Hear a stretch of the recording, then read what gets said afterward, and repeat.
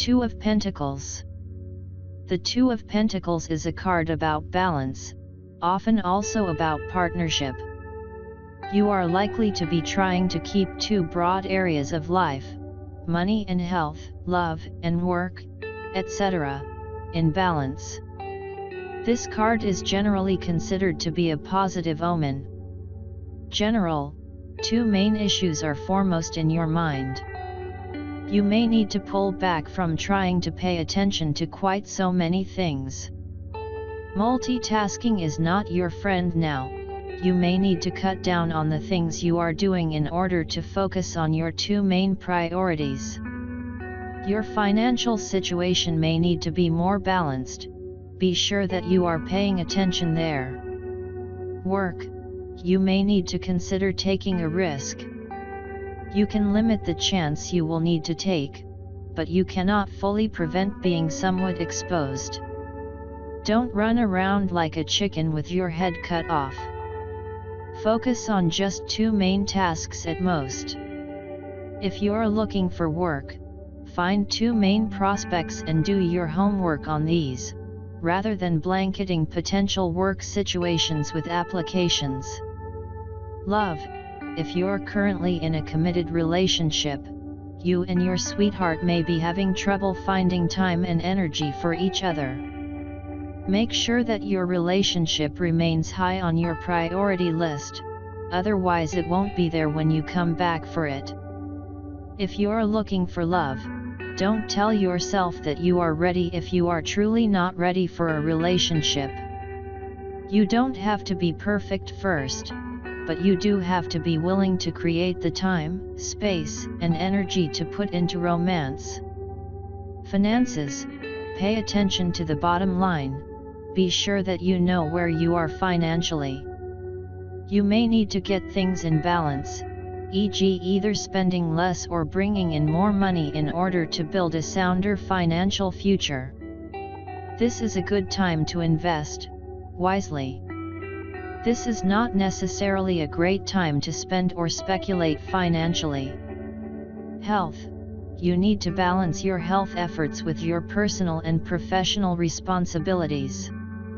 Be sure that you are taking time for your own life, your own rest, relaxation, and healing. If you put yourself last on the list of things to think about, your health situation will definitely suffer. Start where you are. Your goal should be progress, not perfection. Spirituality. Your concrete responsibilities may make you feel as though you don't have time to feed your spirit. Rethink it. You may not have a lot of time, but even a 5-minute walk on your own to spend time in contemplation is a better choice than nothing at all.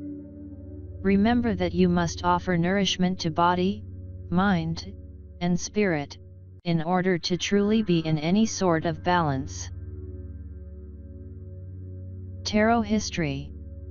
The history of the tarot is shrouded in mystery. Very little in the way of concrete information is known about its origin, although many things have been written about it. We will probably never know the truth, as fact and fiction seem to be irrevocably mixed nowadays. The tarot originated in northern Italy in the early 15th century, sometime between 1420 to 1440. Despite the fact that it is often attributed to originating from China, Egypt, India, or Morocco, to name just a few, there is absolutely no evidence that this is the case. Nor, as is often quoted, is there any evidence whatsoever that the tarot was brought to Europe by the Romanis. The name tarot is often attributed to being Egyptian, Hebrew, or Latin. This is not the case. The earliest names are all Italian in origin. The cards were originally called carte de triomphe. Around 1530 the word tarocchi began to be used to differentiate them from a new game of triumphs that was in vogue at the time. The etymology of this new word is unknown.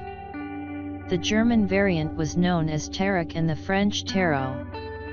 The symbolism for the tarot is drawn from the culture of medieval and Renaissance Europe. The tarot subjects are distinctive to European Christendom. The symbolism does not come from Egypt or any of the other exotic locales often mentioned. It is often stated that modern-day playing cards evolved from the tarot. This is not the case. Modern-day playing cards came to Europe courtesy of Islam. They were an adaptation of the Islamic Mamluk cards. They appeared quite suddenly in many different European cities between 1375 and 1378. These early cards had suits of cups, swords, coins, and polo sticks, and courts consisting of a king and 2 male underlings. The tarot adds the Fool, the trumps, and a set of queens to this system. Sometime before 1480, the French introduced cards with the now familiar suits of hearts, clubs, spades, and diamonds. The Joker is not original to either the early form of modern-day cards, or to the tarot, but instead originated in the USA around 1857 and was used as a wild card in poker as well as the highest trump in euchre. It is also often stated that the Catholic and Protestant churches outlawed the tarot and all who used it in an effort to stamp out so-called heretical teachings. This is not the case. The Inquisition documented what the Church considered as evidence of heresy in great detail. The tarot was not even mentioned. After the Reformation, less controversial images for the Pope and Papess were substituted by card makers as the Church had objected to the original images.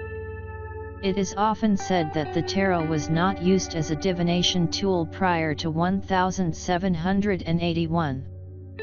The tarot was used as early as the 16th century to compose poems describing personality characteristics.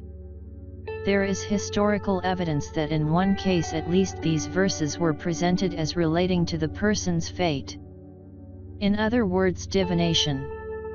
Divinatory meanings were assigned to the tarot in Bologna in the early 1700s, and this is the first unambiguous evidence of tarot divination. Ordinary playing cards were connected with divination as early as 1487. It is not unreasonable to think that the tarot was also. The tarot has often been attributed with being a pillar of Western esoterica occultism. This is certainly not the case. The first occult writers to discuss the tarot were Court de Gabellin and the Comte de Melot in 1781. The tarot was not mentioned in any occult work for the first 350 years of its existence. The terms Major Arcana, Minor Arcana, High Priestess, and Hierophant are anachronistic when referring to the older tarot decks. The historically appropriate terms are the Trumps and the Fool, the suit cards, Papess or Popess, and Pope. Likewise, Pentacles and Wands are relatively recent substitutions for the traditional suit names of coins and staves or batons. The original Italian titles of the cards were in some cases different from the later French titles that have become familiar to us through the Tarot de Marseille and its descendants. Also, the ordering of the trumps varied considerably in Italy where the cards originated. It is not known which ordering is the earliest one. Even the number of cards in the deck varied a great deal. So care should be used in making statements about the original meaning of the cards based on the familiar titles and ordering. Many believe that the Waite-Smith Tarot is the original, standard, or most authentic tarot deck in existence. This is absolutely untrue. The Waite-Smith/Rider-Waite deck was created in 1909, not even 100 years ago, making it a relative newcomer in the almost 600-year history of the tarot. There is actually no definitive version of the tarot.